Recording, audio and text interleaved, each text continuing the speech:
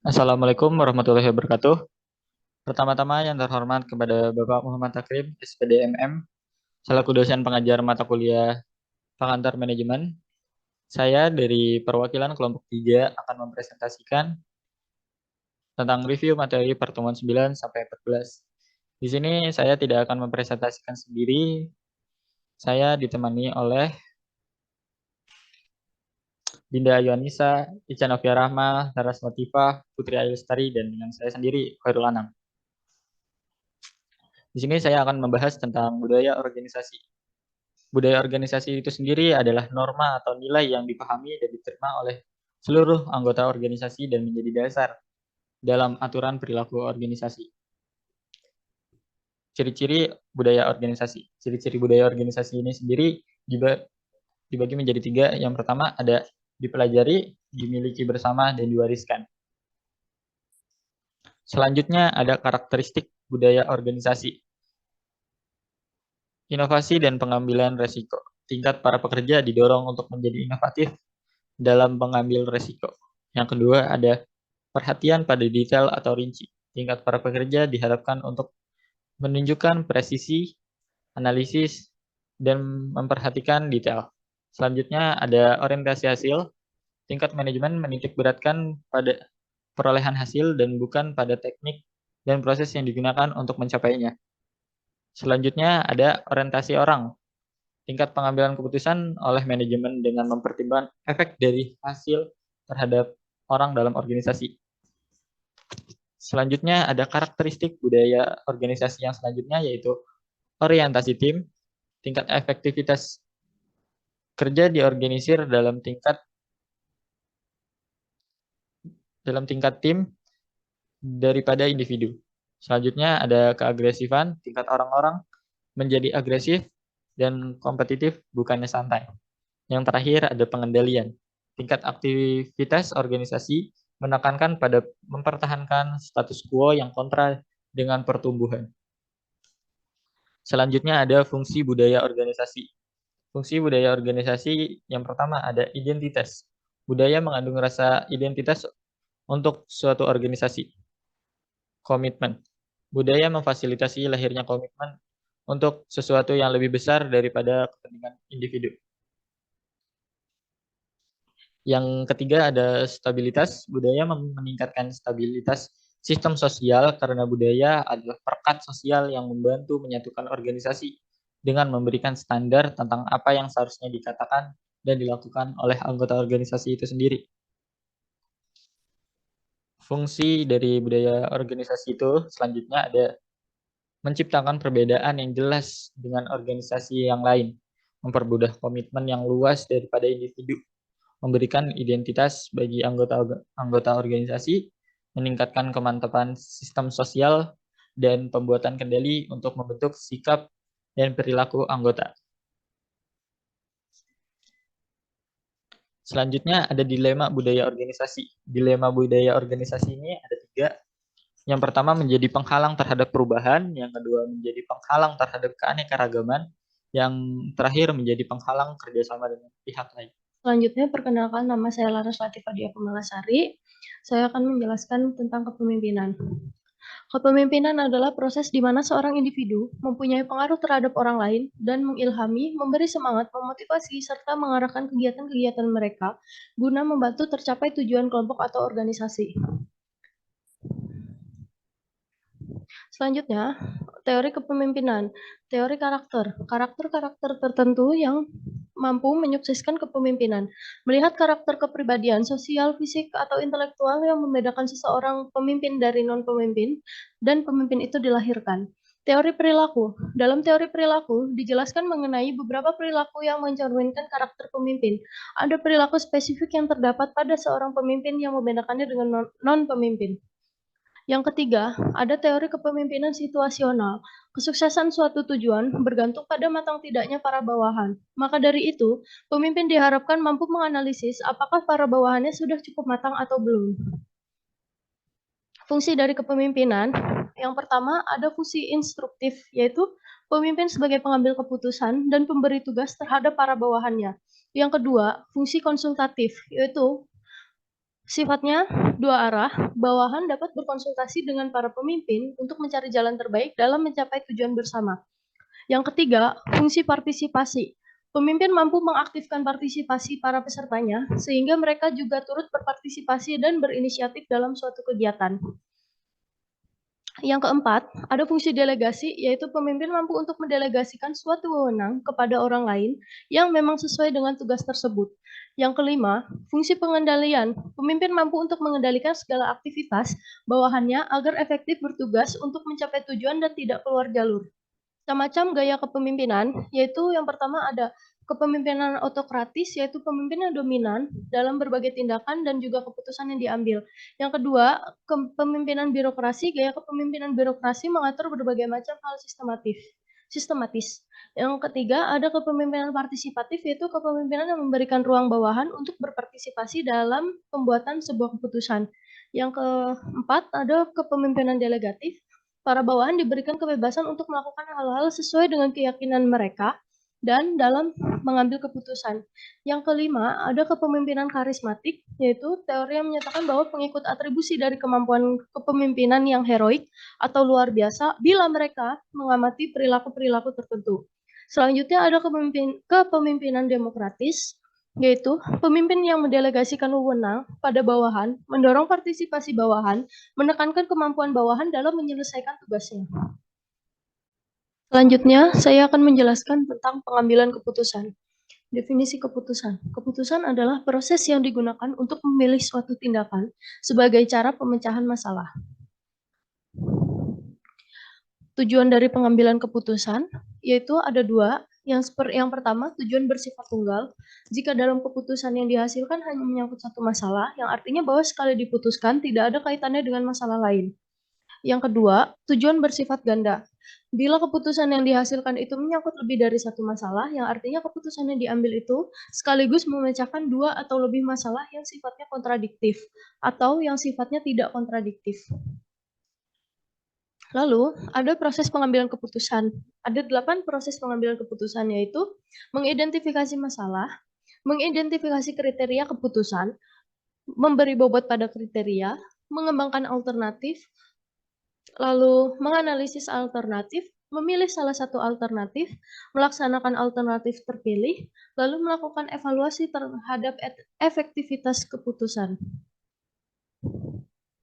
Faktor-faktor yang mempengaruhi pengambilan keputusan. Yang pertama ada pendekatan pengambilan keputusan secara rasionalitas terkait dan intuisi. Yang kedua adalah dari jenis masalah dan jenis keputusan ada yang terstruktur dan terprogram. Yang kedua ada yang tidak terstruktur dan tidak terprogram. Jika dalam kondisi pengambilan keputusan, ada kepastian, resiko, dan ketidakpastian. Dari gaya pengambilan keputusan ada linear dan non-linear. Lalu, berikut adalah perbandingan dari keputusan terprogram dan keputusan tidak terprogram. Berikutnya dengan karakteristik jenis masalah, tingkat manajerial, frekuensi informasi, tujuan, kerangka waktu, solusi yang tergantung pada apa. Untuk keputusan terprogram, biasanya itu terstruktur, tingkat bawah, berulang, rutin, tersedia langsung, jelas, spesifik, pendek, dan solusinya bergantung pada prosedur, peraturan, dan kebijakan. Lalu untuk keputusan tidak terprogram, tidak terstruktur, tingkat atas, baru, tidak biasa, lalu mendua atau tidak lengkap, untuk tujuannya tidak jelas, kerangka waktu dan solusinya itu relatif panjang, lalu solusinya tergantung pada pertimbangan dan kreativitas. Nama saya Dinda Yuanisa. Selanjutnya saya akan menjelaskan tentang komunikasi. Definisi komunikasi. Komunikasi adalah orang yang menerima informasi dari orang lain. Poin penting dari komunikasi adalah perpindahan dan pemahaman makna. Jika belum terjadi pemindahan dan pemahaman makna, maka komunikasi belum dilakukan. Selanjutnya ada fungsi komunikasi. Yang pertama itu ada motivasi, yang kedua kendali, yang ketiga ungkapan ekspresi emosional, informasi. Selanjutnya ada bentuk komunikasi. Komunikasi antar pribadi ada komunikasi verbal sama komunikasi nonverbal. Selanjutnya ada komunikasi organisasi. komunikasi formal, komunikasi informal. Selanjutnya ada tahapan komunikasi. Yang pertama itu finding, planning, communicating, evaluating. Selanjutnya ada proses komunikasi. Yang pertama ada menurut Fardiansah 2008 yang isinya itu interpretasi, penyediaan, pengiriman, perjalanan, penerimaan, penyediaan kembali. Yang kedua ada informasi komunikasi secara umum. Yang pertama itu match, medium, encoding, decoding, feedback. Yang selanjutnya ada kendala dalam komunikasi. Yang pertama bersifat teknis, kurangnya sarana dan prasarana dalam organisasi. Penguasaan komunikasi seorang pemimpin, kondisi fisik. Yang kedua bersifat perilaku, melibatkan kepribadian individu seperti prioritas, prasangka, emosi, otoritas, tidak mau berubah, atau egoetris. Yang kedua ada arah aliran. 1. Komunikasi ke bawah, instruksi. 2. Komunikasi ke atas, umpan balik, usulan. Yang ketiga komunikasi ke samping, koordinasi. Yang keempat komunikasi diagonal, komunikasi lintas wilayah, Departemen Kerja. Perkenalkan, nama saya Ica Novia Rahma. Di sini saya akan menjelaskan tentang manajemen kinerja. Manajemen kinerja merupakan suatu upaya komunikasi yang dilakukan secara berkelanjutan antara karyawan dengan atasannya dengan tujuan untuk mencapai tujuan utama sebuah perusahaan. Selanjutnya di sini ada tujuan manajemen kinerja, yaitu untuk meningkatkan kinerja organisasi secara tim maupun individu dalam mencapai tujuan organisasi yang strategis, administratif, maupun pengembangan. Lalu syarat manajemen kinerja. Yang pertama, perusahaan harus memiliki strategi yang jelas dalam upaya mewujudkan tujuannya. Yang kedua, terdapat kontrak kinerja di mana ukuran-ukuran kinerja dituangkan dalam bentuk kesepakatan antara bawahan dan atasan.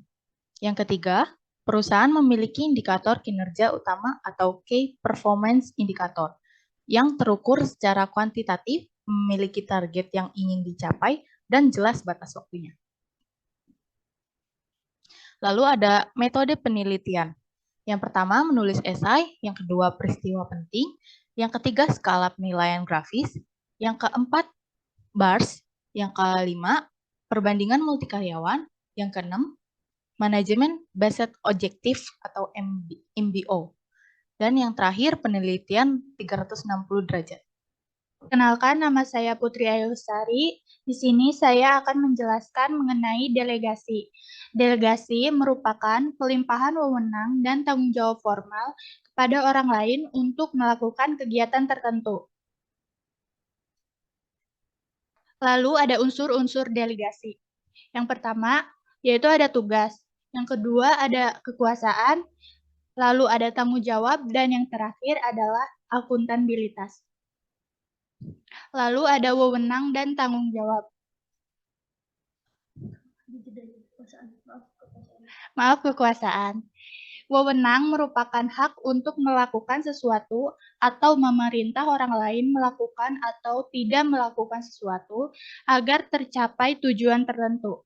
Kekuasaan merupakan kemampuan untuk mempengaruhi individu, kelompok, keputusan, ataupun kejadian sesuai yang diinginkan. Lalu ada tujuan delegasi. Yang pertama yaitu agar pekerjaan bisa diselesaikan secara efektif dan efisien, serta tidak melebihi batas waktu.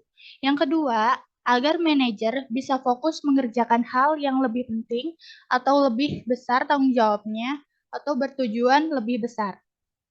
Yang ketiga, agar karyawan berbagi peran sesuai dengan jabatannya, kemampuan yang porsinya dibagi secara adil. Yang keempat, agar manajer lebih mudah menentukan kebijakan yang tepat berdasarkan evaluasi pekerjaan. Yang kelima, agar pekerja termotivasi untuk mengerjakan tugas. Dan yang terakhir, agar pekerja termotivasi dalam mengembangkan karirnya. Dan yang terakhir yaitu ada asas-asas delegasi.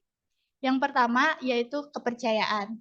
Yang kedua, atas hasil yang diharapkan. Yang ketiga, penentuan fungsi dan kejelasan tugas. Yang keempat, rantai berkala. Yang kelima, ada tingkat wewenang. Yang keenam, ada kesatuan komando.